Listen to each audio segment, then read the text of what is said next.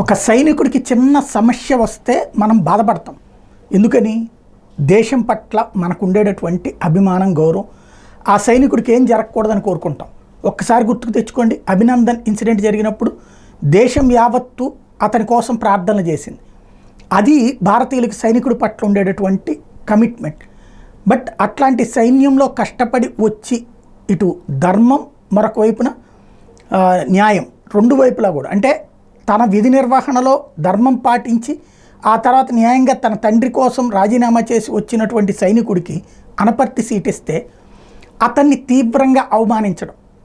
ఒకటి, నడి రోడ్డు మీద ప్రచారానికి వెళ్తున్న వాడి మెళ్ళలో నుంచి కండవాలు పీకేసేసి ఎవడరా నువ్వు మా కండవాలు వేసుకెళ్ళడానికని తెలుగుదేశం వాళ్ళు అవమానించిన తీరు ఒక ఎత్తు అయితే, దాన్ని ఖండించలేనటువంటి అశక్తత, అసమర్థత భారతీయ జనతా పార్టీ రాష్ట్ర నాయకత్వం, అధికార ప్రతినిధులు, జనాలు, వాళ్ళకి సంబంధించినటువంటి అనుబంధ విభాగాలు అందరూ సిగ్గుతో తలదించుకోవాల్సిన అంశం.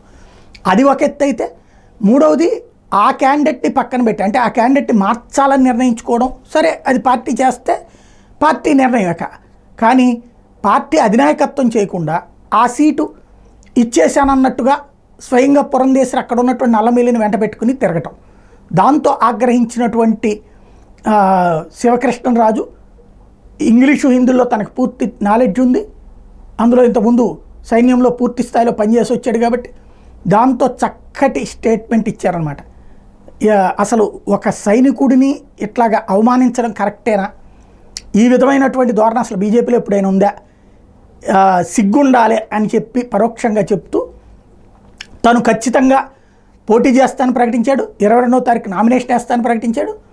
రాబోయేటువంటి రోజుల్లో తను ఎన్నికల్లో నిలబడతానని ప్రకటించాడు. తద్వారా అటు పురంధేశ్వరికి, ఇటు చంద్రబాబుకి, అటు నల్లమిల్లికి అందరికీ షాక్ ఇచ్చిన పరిణామం అయింది.